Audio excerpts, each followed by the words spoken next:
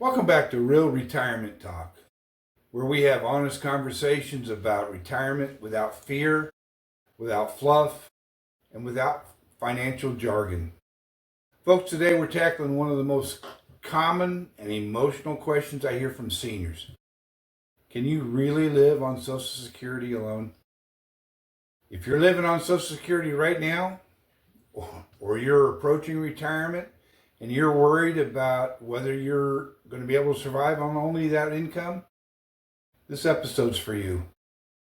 Because the answer isn't just yes or no. It's yes with the right expectations, planning, and mindset.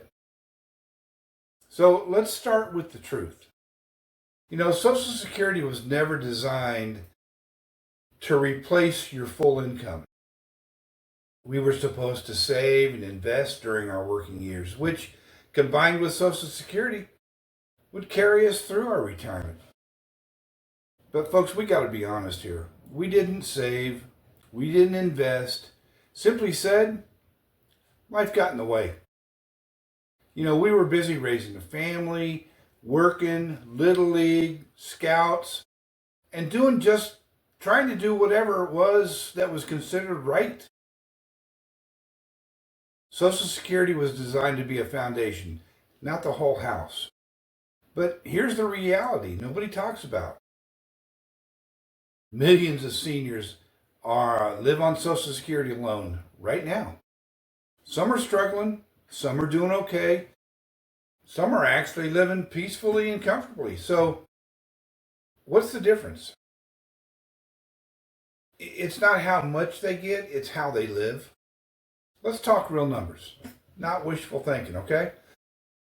The average Social Security benefit is roughly $1,700 to $2,000 per month, depending on your situation.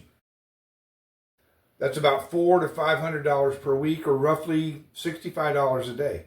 Now, if you have a spouse, you can pretty much double that amount, and you're probably doing okay. Well, now ask yourself this question. Can my lifestyle fit inside that number? This is where many people get stuck because they try to live their pre-retirement life on retirement income, and that rarely actually works. Remember, Social Security is only about 80% of your pre-retirement income.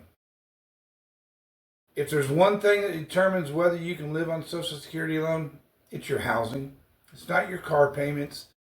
It's not groceries, it's not entertainment, but housing. Senior citizens who succeeded usually fall into one of these categories.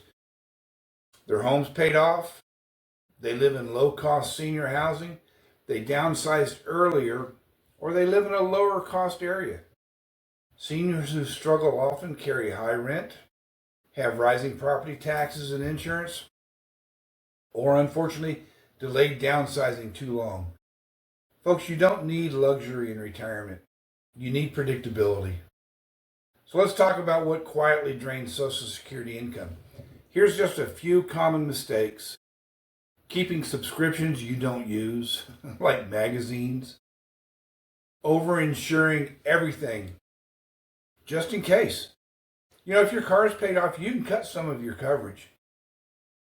Helping your adult children at your own expense.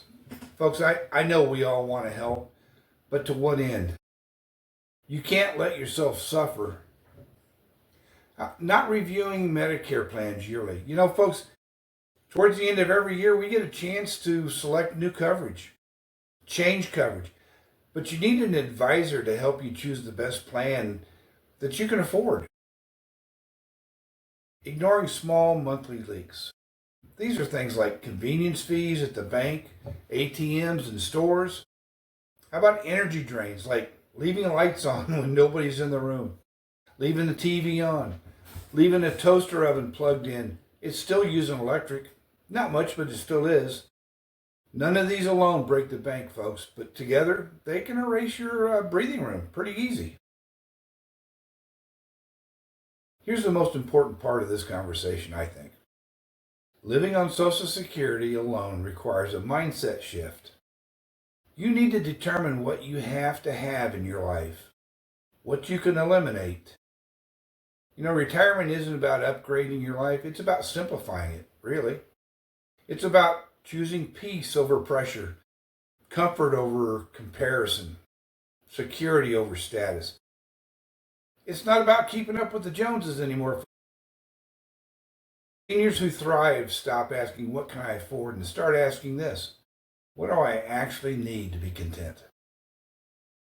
That question changes everything. So can you really live on Social Security alone? Yeah, you can. If your housing is under control, spending matches your income, you have to know how much you have coming in and how much you have going out each and every month. Expectations are realistic and you plan instead of react. It may not look like your working years, but it can look like peace, stability, and dignity. And that's what retirement should be about. Folks, if this episode helped you, share it with someone who needs reassurance.